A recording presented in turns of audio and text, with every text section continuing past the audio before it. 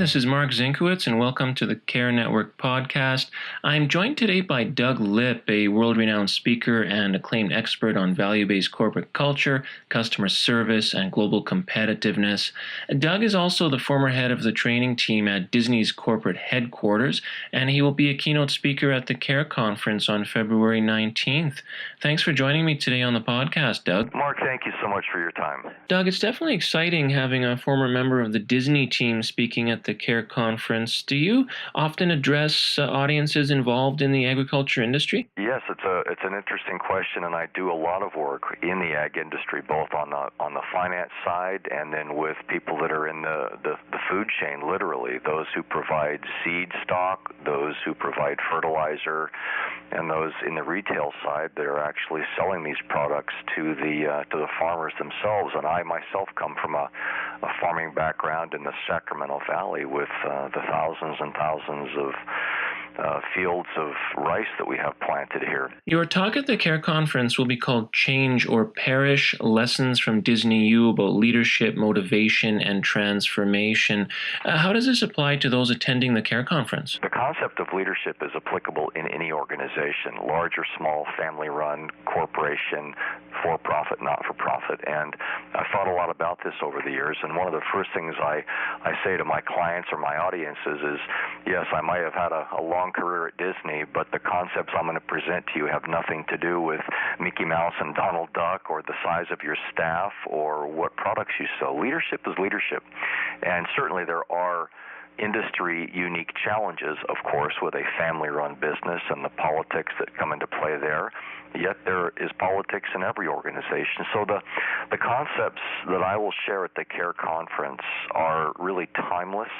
They're values-based leadership strategies, techniques, mindsets that anyone can use, and they have been in place for generations around the world. Your talk at the CAAR Conference is based on the idea that great leadership equals great customer service. What do you mean by that, and what will those present learn about how they can incorporate this into their own businesses? One of the things that I see in great leaders is something that I learned at Disneyland when I was there, and I worked with a number of men and women who worked directly with Walt Disney. And they used to talk about how Walt was always willing to get out of his office and go to the front lines, literally riding on the rides, eating food in the restaurants, going to the break areas, and interacting with employees. In Disney speak, we call this walk the park. And what I see in the greatest leaders are those men and women who are willing to get out of their offices, get away from their spreadsheets, and go interact with customers and clients directly. Yes, data is important in the form of reports.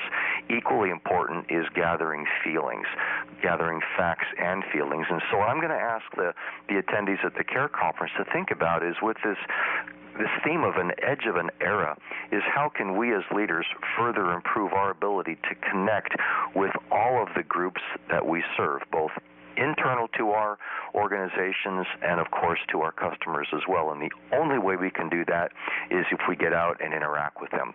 Leaders that I know in the restaurant industry will say the greatest restaurant owners and leaders touch tables. And that's exactly the point that Walt Disney would make, is get out and walk the park.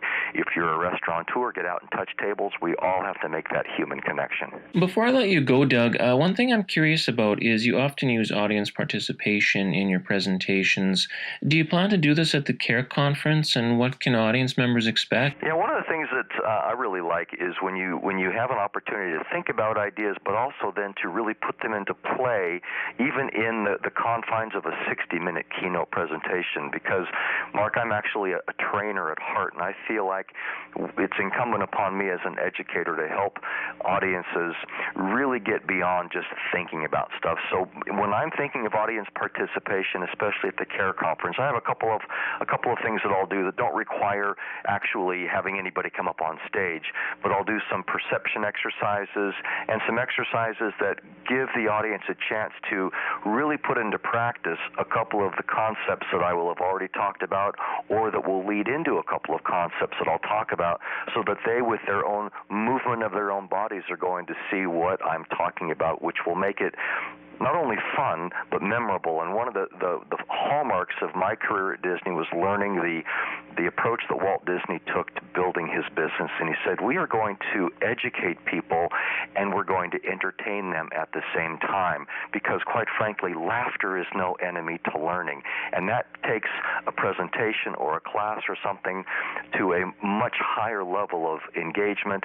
And then again, how do you apply that in the future is so important. I don't want people at the CAAR Conference just to have that 60 minutes with me and have a good time and then forget about it. I want them to go home after the conference is over and apply some of these concepts with their own teams.